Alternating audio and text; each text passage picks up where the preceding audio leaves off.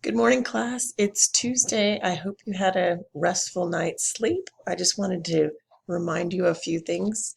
Today we have Kaiser, Santi, Camilo, Emma, and Sesh on-one meetings. So please look at the PowerPoint for today. We have a Zoom room at 10 o'clock for math, comparing fractions. And we will do some group practice together, and then I've assigned some IXL. Wordly wise, if you've a lot of you have completed it, but only need to do 2 pages per day. So if you did 2 pages yesterday, go ahead and do 2 other pages today.